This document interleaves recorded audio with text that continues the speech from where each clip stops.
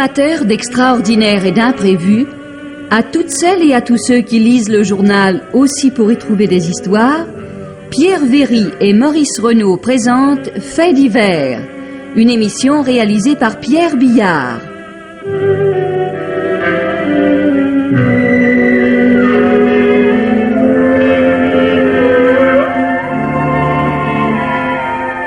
Vous pourrez entendre ce soir une nouvelle policière d'Yvan Noé, Les morts ne sont pas curieux, et le petit courrier des amateurs de mystère et d'aventure avec Germaine Beaumont et Roger Régent.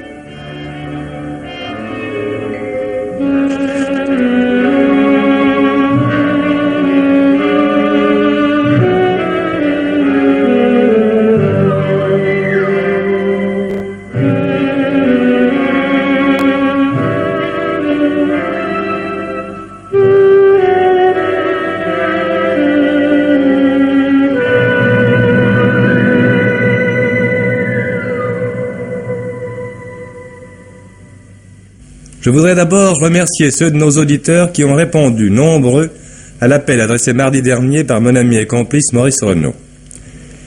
Il rappelait que nous attendons de vous des faits divers découpés dans votre journal et qui vous paraîtraient susceptibles d'alimenter l'inspiration de nos auteurs. Merci à tous ceux qui ont si promptement répondu et merci également d'avance à tous ceux d'entre vous qui vont maintenant, nous en sommes sûrs, répondre eux aussi à l'appel de Maurice Renaud. Un mot à présent de la nouvelle d'Yvan Noé que nous allons vous présenter ce soir. Yvan Noé l'a intitulée « Les morts ne sont pas curieux ». C'est à voir, cher Yvan Noé. Les fantômes, par exemple, si toutefois ils existent, ne sont peut-être après tout que des défunts animés d'une insatiable curiosité pour les événements de ce bas monde. Cette nouvelle aurait pu aussi bien s'intituler « Les morts ne sont pas bavards ». Mais les vivants, eux, sont à la fois curieux et bavards. C'est à Madame de Tézan, de Nice, que nous devons le fait divers qui a fourni à Yvan Noé son point de départ.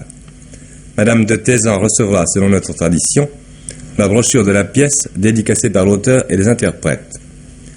Voici ce fait divers extrait du Patriote de Nice. Un groupe de spéléologues, doté d'un important matériel, va tenter de franchir de bout en bout les pittoresques gorges d'Occarte dans la région de l'Arro. Ces gorges comportent un couloir étroit dont l'accès est apparu jusqu'à présent impossible. Ce n'est pas seulement une histoire policière que vous allez entendre, c'est en même temps une manière de reportage pittoresque et émouvant sur les expéditions spéléologiques, si riches en découvertes et hélas aussi en danger. Et maintenant, mesdames et messieurs, si vous voulez bien suivre le guide, nous allons nous enfoncer dans les entrailles de la terre. Veuillez écouter, les morts ne sont pas curieux. Hubert Deschamps, Pierre Delbon, Pierre Olivier et Henri Virlogeux, dans une nouvelle policière d'Yvan Noé, Les morts ne sont pas curieux.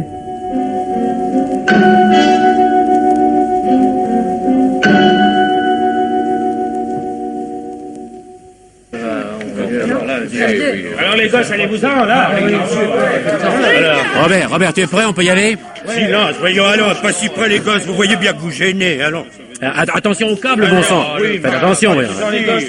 Alors Robert, on y va? Silence, voyons, silence. Monsieur Marcou, approchez, s'il vous plaît. Et vous aussi, monsieur Riquier. Ah oui, monsieur. Alors attention, un peu de silence, s'il vous plaît, attention.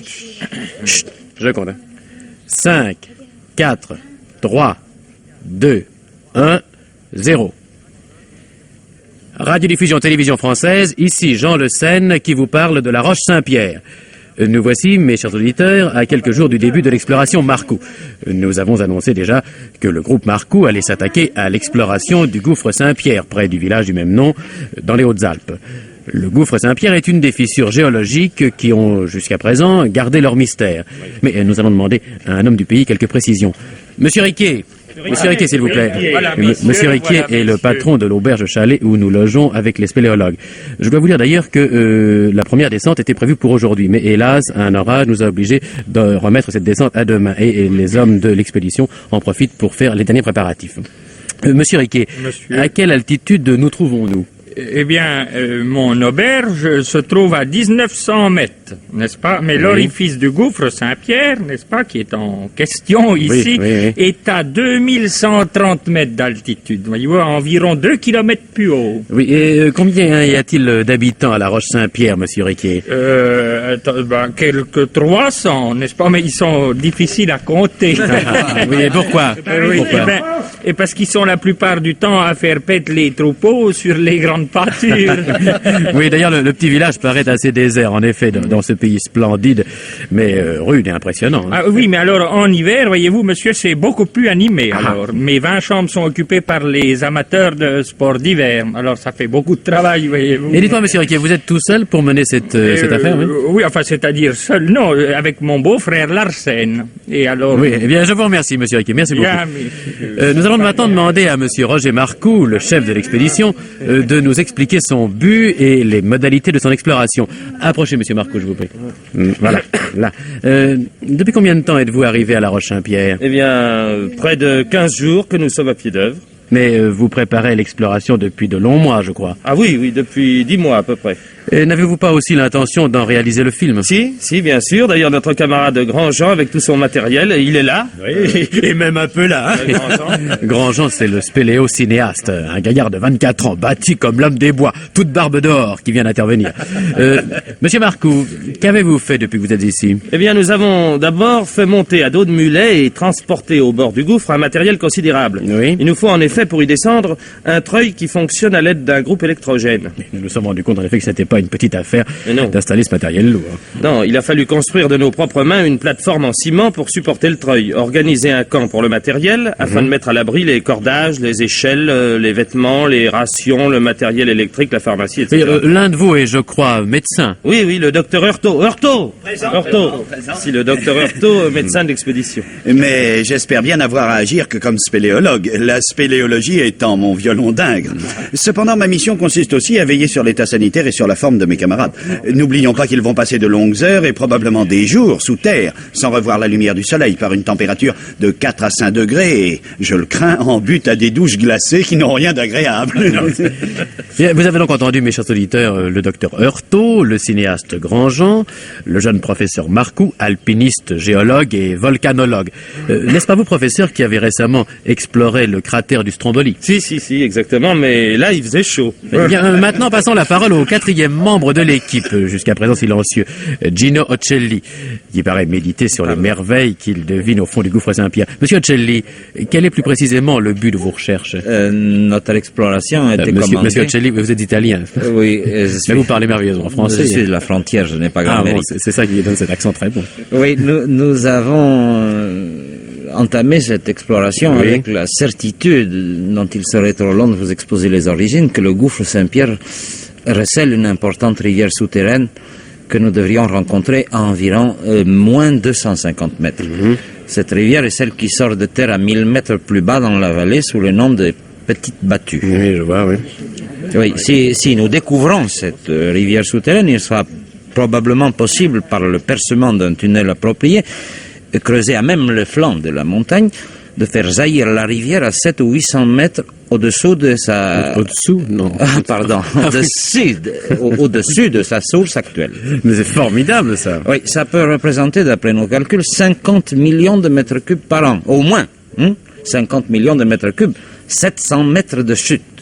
Transformer ça en kilowatts, c'est la fortune et le confort pour toute une région parmi les plus déshéritées de France. C'est magnifique. Mais dites-moi, monsieur Marcoux, comment se présente le gouffre lui-même? Eh bien, d'après nos sondages, la cheminée verticale jusqu'à la première plateforme représente 90 mètres sans difficulté. C'est là que nous installerons notre premier camp. Il est vraisemblable qu'ensuite la cheminée s'incurve, comme ça se produit habituellement, pour descendre en pente plus douce mais rocailleuse vers une ou plusieurs salles qui mènent à la rivière. Mais alors là, c'est l'inconnu justement que nous allons tenter de violer. Une question encore. Oui, je crois que l'orage s'éloigne, que vous allez en profiter pour retourner à vos préparatifs. Ah oui, certainement. Une dernière question donc. Votre camarade Gino Ocelli nous a dévoilé le côté utilitaire, si je puis dire, de votre exploration. Mais je suppose que les raisons qui vous poussent sont aussi d'un autre ordre. Elles sont surtout d'un autre ordre. C'est le virus. Le virus. Oui, Grandjean veut dire que quand on est mordu par le virus spéléologique, celui-ci ne vous lâche plus. On éprouve en surface le mal de terre. La nuit, l'humidité, la sensation du risque, de l'effort, de la découverte vous manquent. Et l'on ne se retrouve bien heureux, qu'accroché au fil du treuil, dans les boulis des pierres, sous le ruissellement de l'eau ou dans l'enchevêtrement des échos assourdissants des salles souterraines. Avec la sensation extraordinaire d'être le premier humain à explorer un gouffre vierge. Je vous assure que ça, c'est... Et vous n'avez jamais peur? Si, souvent. Mais ça fait partie du virus. Oui, comme pour le scaphandrier ou le parachutiste. Eh bien, messieurs, nous vous remercions de ces renseignements qui, j'en suis certain, ont passionné nos auditeurs. Demain, ce sera, je crois... La journée des derniers préparatifs. Et après-demain, s'il ne tombe pas des cataractes, eh bien, on descendra. Et chaque jour de l'exploration, nous convions nos auditeurs à 18h45, heure à laquelle nous les mettrons à l'écoute du gouffre Saint-Pierre. Ici, La Roche-Saint-Pierre, radiodiffusion télévision française, à vous Paris.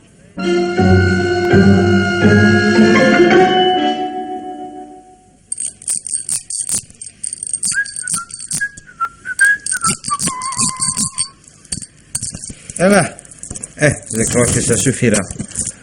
Regarde, Marco. Ouais. Oh, bah, je crois que ça va, là. Oui, comme ça, chaque câble sera fixé par 2 boucles. Si une casse, l'autre tiendra. Il faut l'espérer. Allez, entre dedans, idiote. Entre dedans, je te dis quoi. Oh, voilà votre thé, monsieur Marcoux. Pose-le donc là, Jeannette. Eh ben, qu'est-ce qu'il y a, monsieur Riquet? Oh, c'est cette fille qui est gourde comme pas une, qui voulait pas vous apporter le plateau. Hein? Pourquoi, Jeannette? On te fait peur? Oui. Quoi, nous? Eh ben, dites donc, messieurs, c'est pas tout ça. Moi, j'ai affaire au grenier, hein. Je vais vous laisser. Dis donc, Jeannette, serre dans le thé à ces messieurs. Voyons. Ah, faut tout lui dire, vous savez. Quelque chose. Hein? C'est de nous que tu as peur? Oui. Pourquoi? On n'est pas gentil? Mais il y a le sort. Le quoi? Le sort. Qu'est-ce que tu veux dire? Explique-toi. Tous ceux qui approchent du gouffre sont maudits. Oui, oui. Oh, ben, on dit ça dans tous les gouffres, ma fille. Mais nous, on en a exploré pas mal et tu sais, il nous est rien arrivé. Mais moi, je l'ai entendu appeler. De qui ça? Mais la mariée. Ah, dis donc, cesse de dire des mots sans suite, explique-toi. Ben, il y a longtemps, du temps de l'empereur, une fille s'est mariée ici. Nine, qu'on l'appelait. Elle n'avait jamais connu d'homme et puis... Eh ben, le jour de ses noces, quand son mari... Enfin, vous me comprenez, quoi. On l'a vue sauver toute nue de la chambre dans la campagne du côté du gouffre. Elle criait. Elle a eu peur de l'homme, quoi. Elle était idiote. Peut-être bien, mais en tout cas, elle est tombée dans le gouffre. Et puis, depuis...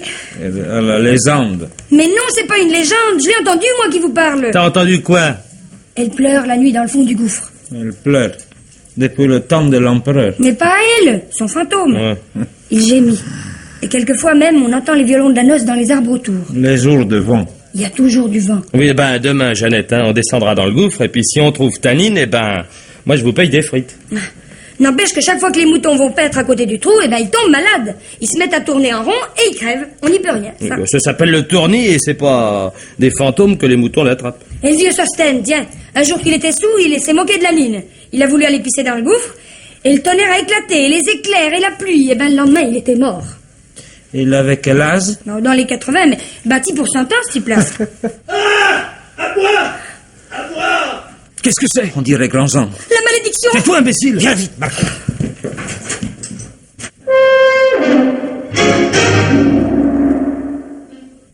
Deux. 1-0. Radiodiffusion télévision française, ici Jean Le Seine qui vous parle de la Roche-Saint-Pierre. Mes chers auditeurs, nous venons de vivre un après-midi tragique. Notre camarade Grandjean, le cinéaste de l'équipe Marcoux, n'est plus. Et nous restons bouleversés par le drame stupide et inattendu qui s'est déroulé presque sous nos yeux. Il était 17h15, chacun vaquait à ses occupations et préparatifs lorsqu'un cri horrible retentit dans l'auberge. Cela venait du bûcher où M. Riquet entrepose sa provision de bois. Grandjean avait choisi cet endroit pour enrouler les câbles et les échelles. Le temps de nous précipiter, notre camarade était mort, un crochet en acier de 30 cm enfoncé dans le cœur, perdant son sang par une large plaie. Sa jambe droite était entourée par un câble. Il est probable que la malheureuse victime s'était pris la jambe dans le câble par inadvertance, a perdu l'équilibre et est tombé sur le piton. Excusez mon émotion, mais Grandjean était un bon camarade. Un vrai bout en train et a déjeuné il y a quelques heures à peine. Il plaisantait au milieu de nous. Un convoi a été immédiatement organisé pour descendre son corps dans la vallée. Il reposera à Saint-Jean-de-Maurienne en attendant son transfert à Dijon dont il était originaire. Ses camarades Ocelli et le docteur Heurtaud l'ont accompagné. Mais Marcoux, le chef de l'expédition, retenu par son devoir, n'a pu se joindre à eux. Monsieur Marcoux, je crois que son intention est de ne pas abandonner, n'est-ce pas? Non, nous n'abandonnerons pas. Grandjean ne l'aurait pas voulu. Nous n'avons pas le droit de renoncer à un projet qui a déjà exigé tant de peine et d'efforts. Mais je ne pense pas que vous puissiez descendre demain comme prévu. Non, cela est impossible. Nos camarades ne remonteront que demain et nous devons pourvoir au remplacement de Grandjean. Il est probable que le docteur Heurtaud se consacrera aux photos et aux films de l'exploration. Grandjean, adieu, nous n'abandonnerons pas. Ici La Roche-Saint-Pierre, Radiodiffusion Télévision Française, à vous Paris.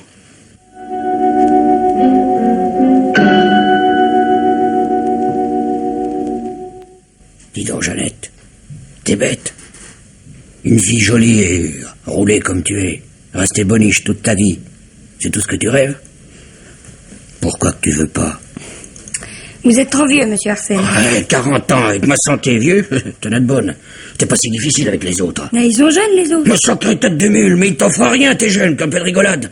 Moi, c'est pas seulement de la rigolade, c'est la grande vie. Je serais capable, enfin, je sais pas, moi, je peux avoir beaucoup d'argent pour toi. Tiens, je suis capable de t'acheter une robe. Oui, c'est ça, une belle robe. La jaune avec des fleurs? C'est ça, la jaune avec des fleurs. Eh ben, vous manquez pas de culot, monsieur Arsène. Quoi?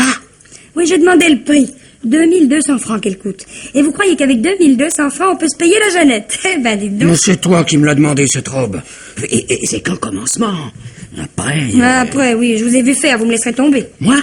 Oui, coureur comme vous, il n'y en a pas deux. Moi? Oh. Oui, même avec la Raymonde, votre belle-sœur. Elle aussi, vous avez donné une robe. Une robe à pois blanc. Ouais, bah, c'était sa fête. Ouais. Ah, oui, il faut comprendre. Elle demandait que ça et... Moi, j'étais veuve depuis des mois. Mais toi, c'est sérieux. Toi, tu me plais bien, tu sais. La preuve, c'est que je te respecte. Manquerait plus que ça. Je serais pas longue à ameuter tout le canton. Ouais. Bon. Écoute, la Jeannette, Bas les pattes. J'ai autre chose à faire. Oh, sacrée femelle. Toute pareille.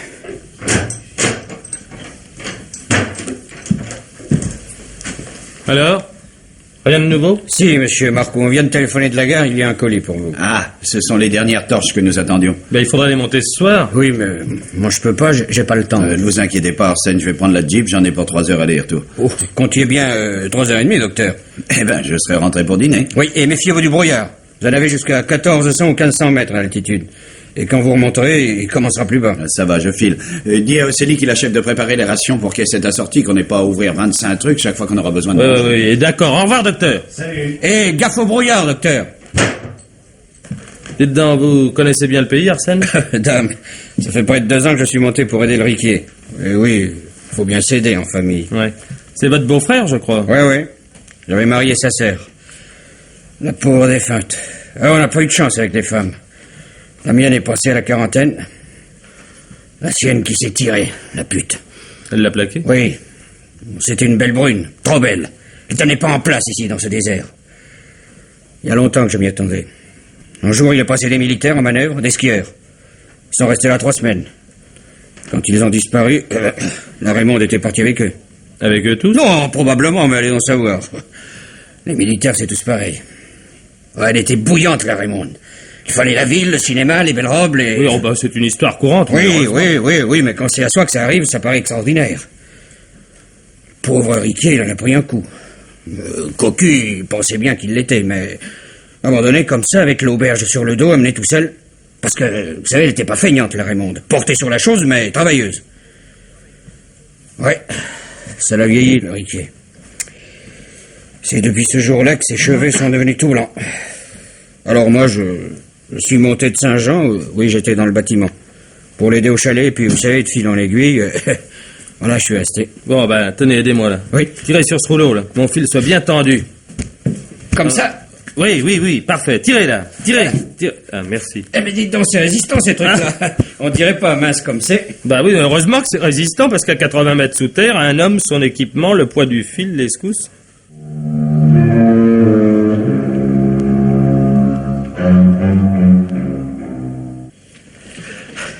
5, 4, 3, 2, 1, 0. Ici, La Roche-Saint-Pierre, radiodiffusion télévision française, au micro Jean Le Seine. Nous voici au 3e soir de notre reportage, et ce soir encore, un sort fatal semble s'acharner sur l'équipe Marcoux. Cet après-midi, en effet, un accident de Jeep a failli coûter la vie au docteur Heurtaud. Celui-ci était parti vers 16h, chercher en gare un des derniers colis attendus.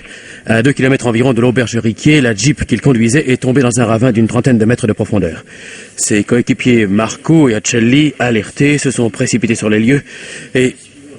Mes chers auditeurs, excusez la mauvaise qualité de notre émission, mais nous avons réussi par des moyens de fortune à établir la liaison avec les deux hommes qui, grâce à leur matériel d'exploration, ont pu descendre dans le ravin. Nous sommes au bord du chemin, évidemment peu propice au passage des voitures, à l'endroit même où la Jeep a quitté la piste pour plonger dans le vide. Ocelli vient de se faire descendre pour rejoindre Marcoux. 10 hommes, tous ceux qui, volontaires du village ou des environs, apportaient leur aide à l'expédition, s'arc-boutent pour retenir les câbles auxquels sont suspendus nos deux camarades. C'est une vision hallucinante que celle de leur visage tendu, ruisselant de la pluie fine qui s'est mise à tomber. Le brouillard nous enveloppe, un brouillard épais, gluant, qui paraît collé à la peau. On ne distingue rien à 5 mètres de distance. Il est évidemment impossible d'apercevoir qui que ce soit dans le ravin. Mais Ocelli est descendu avec un des téléphones de l'exploration et... attendez, un instant, je crois que c'est lui. Bon, attendez, je viens. Je vais essayer de vous faire entendre la voix de Marcoux qui parle du ravin. Allô? Allô? Allô, Marcoux? Allô, vous m'entendez? Oui, parlez. Ocelli vient de me rejoindre. Ah, comment va Heurtaud? Aussi bien que possible, c'est un miracle. Il aurait dû se fracasser sur les rochers. Il a seulement une jambe cassée et des contusions. Nous sommes à 30 mètres. Allô, vous m'entendez? Oui, parlez. Envoyez le filin que j'ai préparé. Le brancard et des attelles. Vous entendez? Des attelles. Oui, oui, j'entends. Nous allons arrimer Heurtaud. Et vous le hélerez en même temps qu'un de nous qui guidera la remontée. Il faut tous les hommes disponibles. Tous. Vous entendez? Oui, tous. Qu'il y ait le moins de secousses possible. Il souffre. Et dites à la radio que nous n'abandonnons pas. Pour nos camarades, nous voulons, nous devons continuer. Lancez un appel. Que ceux parmi les spéléos qui le peuvent viennent nous rejoindre. Nous les prendrons dans l'équipe. Vous entendez? Oui, oui, j'entends. Et je transmets. Eh bien, mes chers auditeurs, vous avez entendu, Marcoux fait appel aux spéléologues disponibles pour qu'ils viennent se joindre à l'équipe. Marcoux n'abandonne pas. Malgré le sort qui s'acharne, l'équipe Marcoux continue.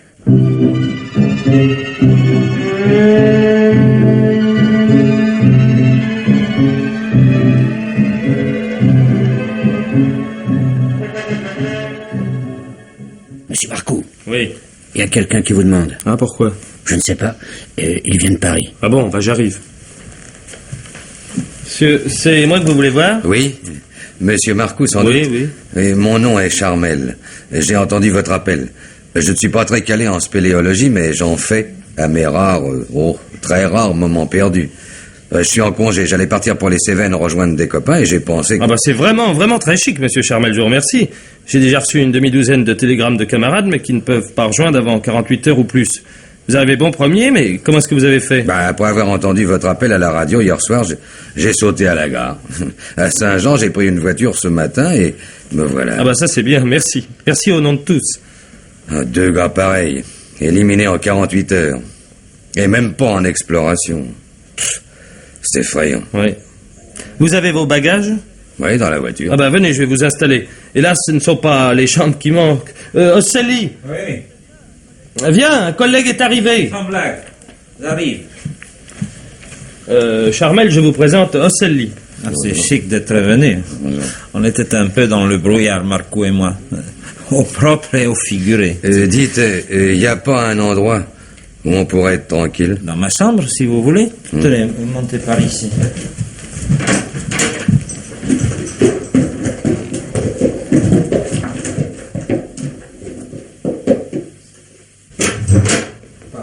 C'est ici. Merci, pardon. Bon, eh ben autant tout vous dire. Marcoux, je vous ai dit que je ne suis pas un grand spéléologue, mais je suis un bon flic. Quoi? Oui, inspecteur Charmel. D'ailleurs, voici ma carte. Quoi?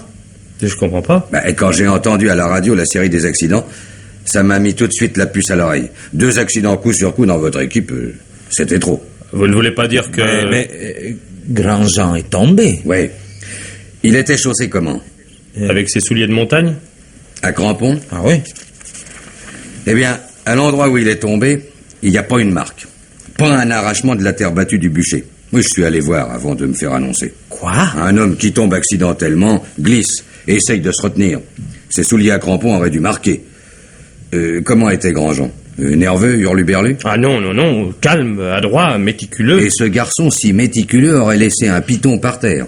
Et tout droit, la pointe en l'air. Non. Donc quand votre camarade est tombé, il était mort. On venait de le lui planter dans le cœur, le piton. Il est tombé comme une masse et sans glisser. Bah, excusez-moi, Oui. Mais... Hurtaud. Oui, Hurtaud, je connaissais le docteur Hurtaud, personnellement. Je savais quel homme il était, maître de ses réflexes et prudent. Oh ça, très prudent. Le brouillard. Mais il a fait très attention au brouillard, ça j'en suis sûr. Alors peut-être que sa voiture... Non, maintenant quand j'y pense, tu te souviens, Célie, la voiture a été revue au début de la semaine par Rignot, le mécano de Saint-Jean. Les freins avaient un peu de jeu et il les a réglés devant moi. Mais pourquoi? Ah, pourquoi? Ben moi j'ai idée que le mobile est assez clair. Vous avez déjà une piste? Non, un mobile seulement. Vous souvenez-vous, il y a à peu près 2 ans, une expédition avait été organisée. Oui, par l'équipe autrichienne de Trubert. Exactement. Elle avait amené son matériel ici même, à l'auberge, dans le hangar. Oui, c'est exact. Mais l'expédition n'a pas pu avoir lieu. Un incendie dû, a-t-on dit, à un court-circuit a détruit tout le matériel. Ah oui, je me souviens. Et le malheureux Trubert a été ruiné. Eh ben, faites le rapprochement. Vous voyez? Oh, madame. Quelqu'un ne veut pas qu'on descende dans le gouffre. Quelqu'un ne veut pas qu'on aille voir ce qu'il y a dans le gouffre. Enfin, je peux pas croire. Vous ne pouvez pas croire, parce que vous êtes impur, Marcou. Mais moi, je connais l'autre face de l'humanité, le côté des salauds, et c'est pour ça que je suis venu. Et alors, qu'est-ce que vous allez faire? Et mon boulot habituel, une enquête. Qu'est-ce que vous avez prévu pour la voiture de Hurtaud? Rignot, le mécanicien de Saint-Jean, la remontera demain matin. Bon, j'y serai.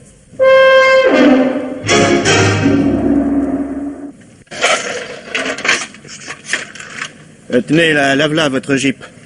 Bah, une chance que mon câble ait tenu le coup. Ça pèse lourd, une carcasse pareille.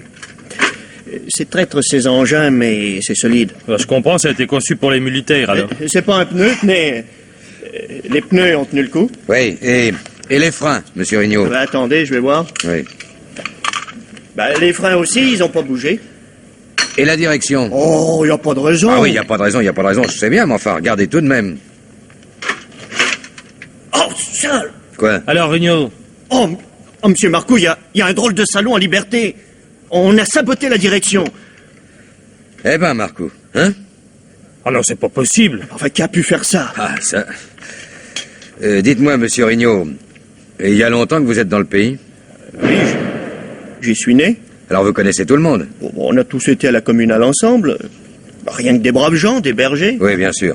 Et la femme de Riquier, elle était d'ici? La Raymonde? Oui. Une sacrée drôlesse.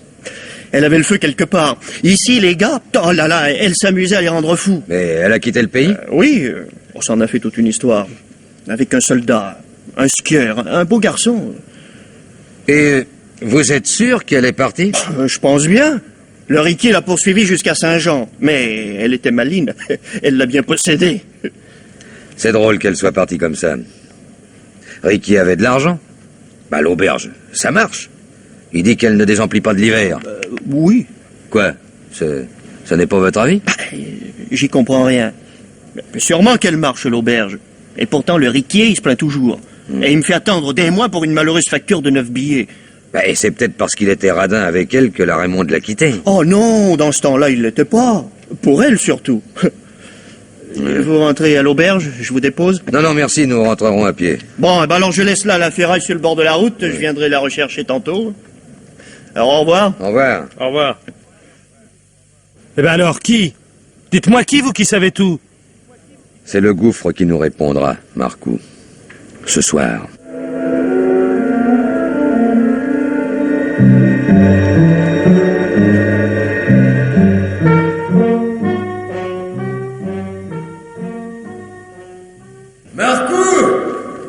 Marcou, tirez-moi!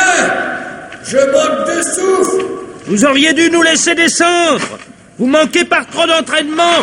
Non, ça va! Tirez!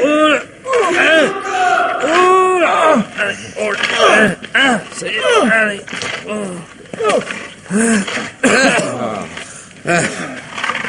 Ça y est. Alors, Alors, il y a un squelette accroché à une saillie à environ 30 mètres. Un squelette? Oui. Oui, avec des résidus de cheveux bruns et des lambeaux de robe à pois blanc. Et tenez, une alliance. Regardez. Raymond Joseph, 24 septembre 1949. Raymond, la femme de Riquier? Sûrement. Donnez-moi quelque chose à boire. Prenez ça, ça va vous remettre. Merci. Attendez. Non. Oui, elle n'a pas pu partir, la Raymond. Il l'a tuée avant. Et il l'a jetée dans le gouffre. C'est pour qu'on ne l'y retrouve pas qu'il ne veut pas qu'on y descende. Mais pourquoi n'a-t-il pas essayé de la faire disparaître dès notre arrivée? Parce qu'il la croit au fond du gouffre. Et qu'il n'a pas le matériel nécessaire à une telle descente.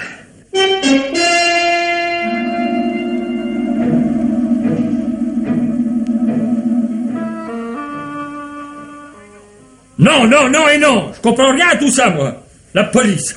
C'est facile de dire qu'on est de la police. Voilà ma carte. Ah. Bon, votre carte. Mais la police, pourquoi la police? Ne vous énervez pas, Riquier.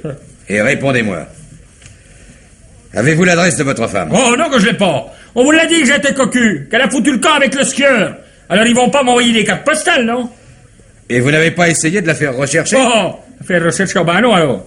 Elle m'en a trop fait voir. Mais alors, vous pourriez divorcer? Oh, j'en ai pas besoin tant que j'ai pas envie de me remarier, moi. Et puis quand cette envie-là me reprendra, je crois que je me ferai couper les deux mains. Bon, mais vous êtes marié sous quel régime? Quand je l'ai épousée, elle avec sa robe. Alors, la séparation de bien, hein? Pas fou, moi. Et à propos de robe, comment était-elle habillée le jour où elle est partie? Oh, Dieu, ça, je sais plus. Oh, non, ça, je me rappelle pas. Non, pas du tout?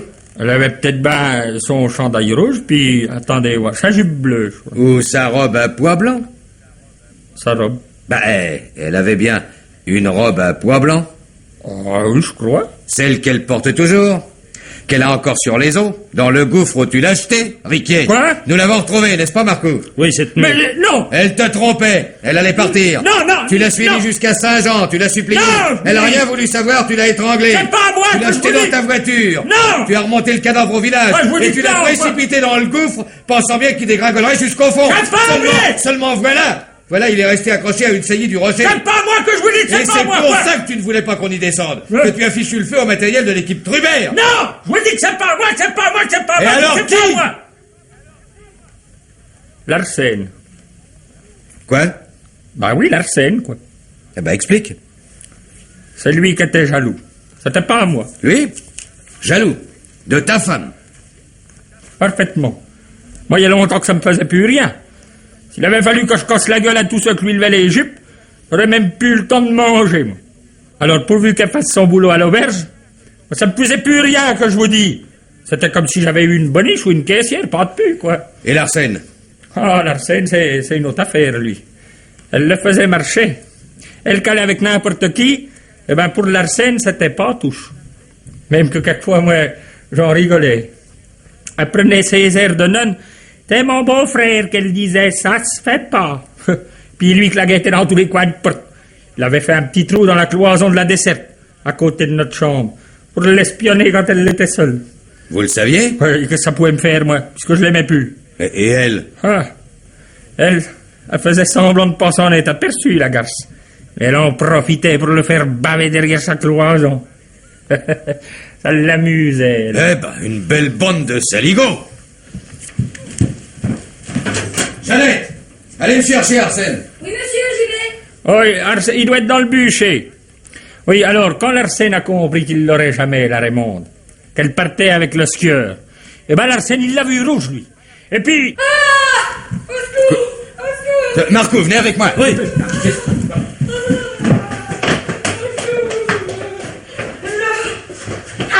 Qu'est-ce que c'est? Qu'est-ce que c'est? Allez, aidez-moi, Marco, aidez-moi, soutenez le corps pendant que je coupe la corde. J'ai bien dit qu'il y avait un sort! Une malédiction! Oh, toi, fous-nous le camp! Il est mort? Depuis un bon moment, même. Il se refroidit déjà. Il s'est suicidé. Voyez bien ce que je vous disais, c'est la preuve, ça. Marco, Marcou, occupez-vous de ça avec Riquier, j'en reviens. Oui. Ben, où donc vous allez, inspecteur? Jeannette, Monsieur. conduisez-moi à la chambre d'Arsène. Oui, monsieur, c'est par là. Allez, allez.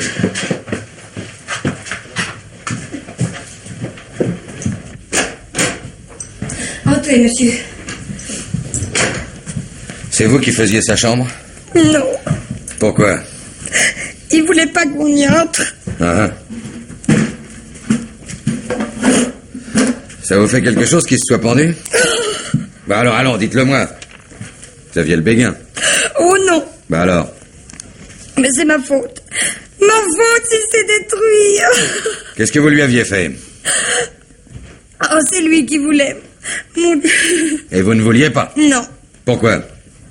mais je croyais que si je refusais, il finirait par me marier. Vous mariez. Et vous ne l'aimiez pas? Non. Bah alors? Ben, il avait de l'argent, mais il était dur à le lâcher. Alors moi, je le poussais, et puis... c'est ma faute, c'est ma faute. Ah bah, vous ne déparez pas la collection, vous. Tiens, qu'est-ce que c'est que ça? Oh, des billets, un carton plein de billets. Eh ben, il était riche, en effet, dites donc, Larsen. Je m'en doutais, mais tant que ça, tout de même. Mais qu'est-ce que vous voulez dire? Ben, d'où qu'il l'a eu, cet argent, je sais pas. Pourquoi? Quand il est arrivé ici, il n'en avait pas? Ben, je ne crois pas. Même qu'à ce moment-là, il discutait dur avec Monsieur Riquier. Il disait qu'il n'était pas payé pour ce qu'il faisait à l'auberge, qu'il faudrait que ça change, alors... Chut. Quoi? On marche dans l'escalier. Aidez-moi à remettre tout ça dans le tiroir. Mais enfin... Mais taisez-vous, taisez-vous. Et venez, venez vite. Cachez-vous dans la penderie.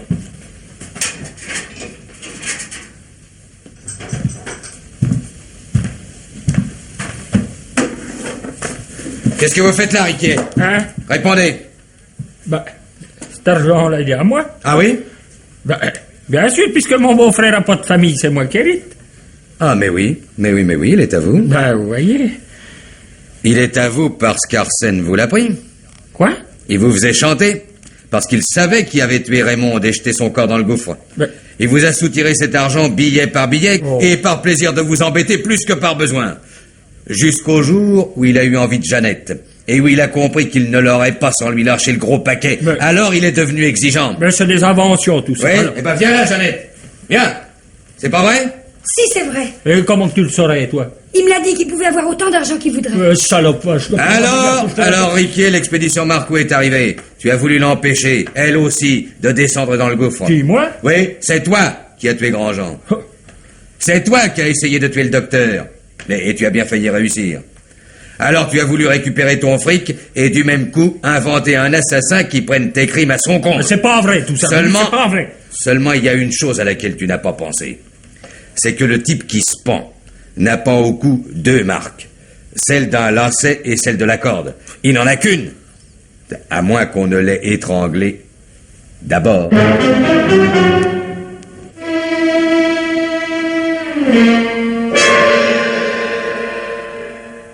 5, 4, 3, 2, 1, 0.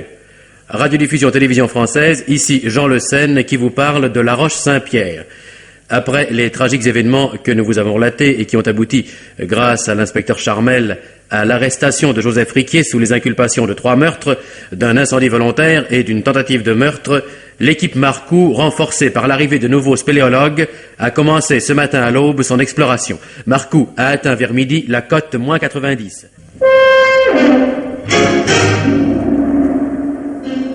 Les morts ne sont pas curieux. Une nouvelle policière d'Yvan Noé avait pour interprète Pierre Delbon dans le rôle du speaker, Hubert Deschamps dans le rôle de Marcou, Pierre-Olivier Orcelli, Henri Virlogeux l'aubergiste, Gaëtan Jor Larsen, avec Marie-Jeanne Gardien, Jean Bollot, Pierre Leproux, Yves Duchâteau et André Vasselet. Bruitage Gabriel de Rivage, prise de son Jean Godet, opérateur Charles Marié.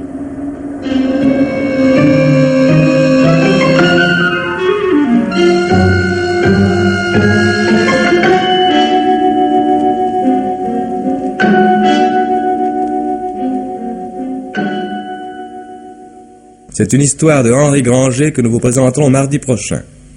Une très curieuse histoire criminelle qui est exposée au cours d'un procès aux assises, un procès, je dois dire, qui n'est pas moins curieux que l'histoire elle-même. Henri Granger a intitulé sa nouvelle « L'avocat du diable ».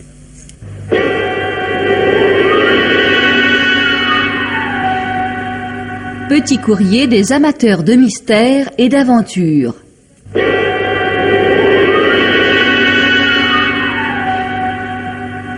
Les livres lus par Germaine Beaumont. Tous ces temps-ci, la collection Le Masque nous a donné de bons romans. Je veux citer pour mémoire La ferme abandonnée par A.E.C. Lorac et ensuite par Anthony Gilbert, Le serpent dans l'herbe, qui est l'histoire d'une jeune femme faussement accusée du meurtre de son indésirable mari. Naturellement, elle a du mal à prouver son innocence, sujet qui semblerait banal s'il n'était traité avec beaucoup de finesse et de sentiment. Comme ce ne sont pas les qualités les plus fréquentes dans un roman policier, elles méritent qu'on les signale, d'autant qu'elles m'amènent à parler du dernier Agatha Christie intitulé « Un meurtre est-il facile ?» et publié au Masque également.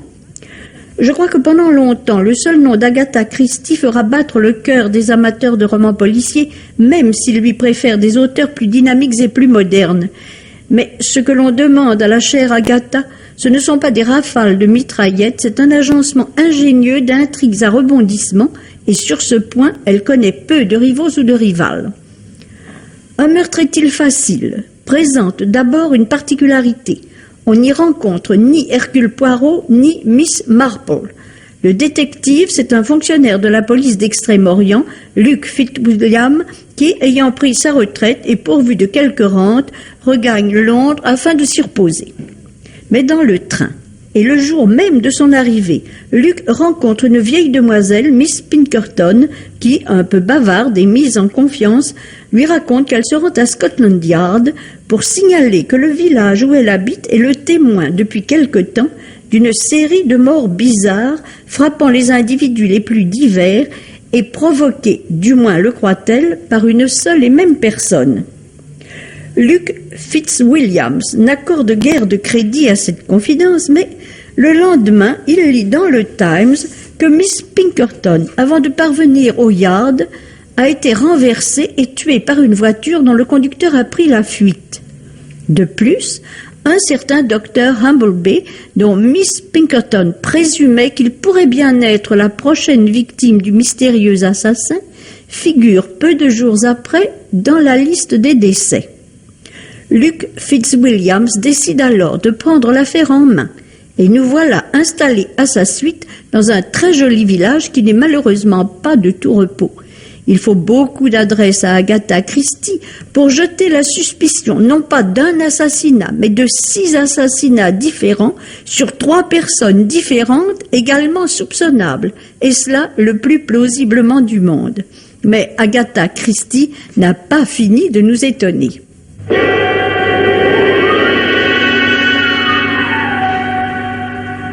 Les spectacles vus par Roger Régent. La dernière guerre mondiale, qui est terminée depuis plus de 10 ans, inspire encore les auteurs de films. Et cela n'est sans doute pas fini. L'un des épisodes, l'un des faits divers, les plus curieux de cette guerre, nous est rapporté dans le film anglais « L'homme qui n'a jamais existé ».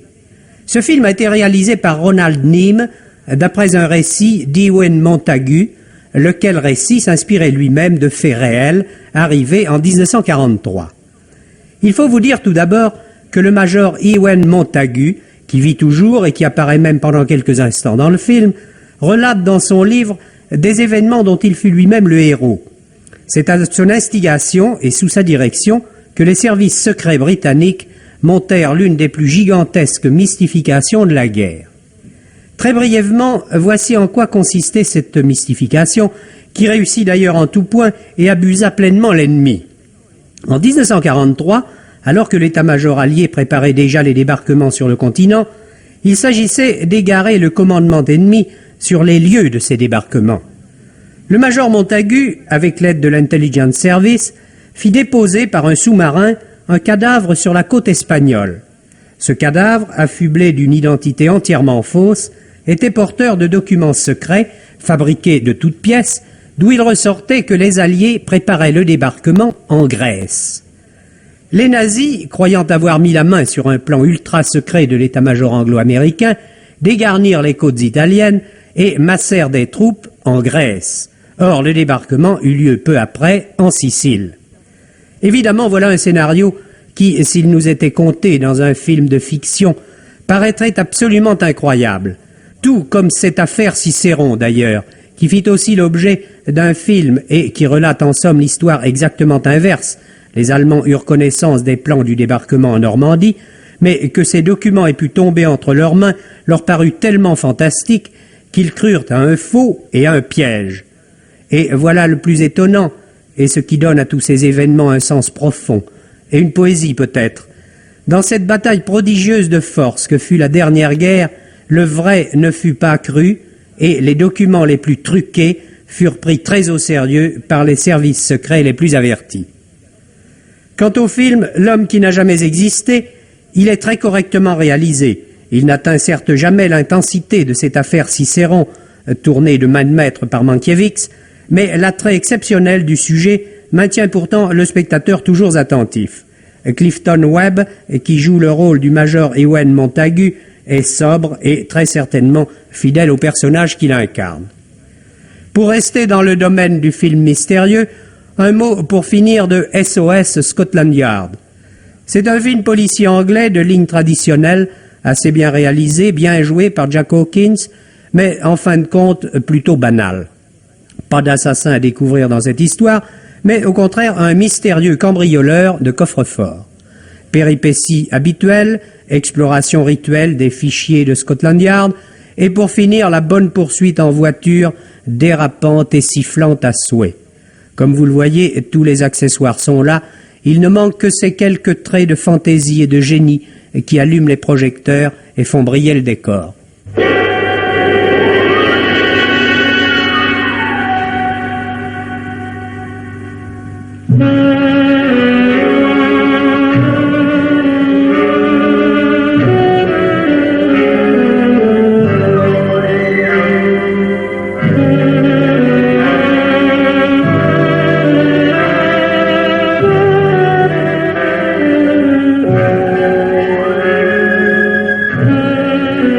La radiodiffusion française vous a présenté Faits divers, une production de Pierre Véry et Maurice Renaud.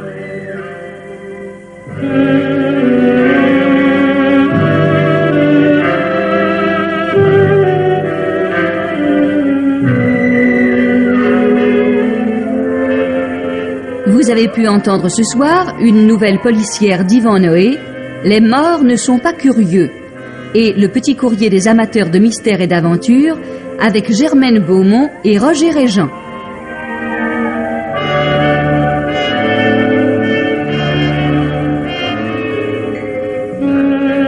Assistante Marie-Denise Vanda, réalisation Pierre Billard.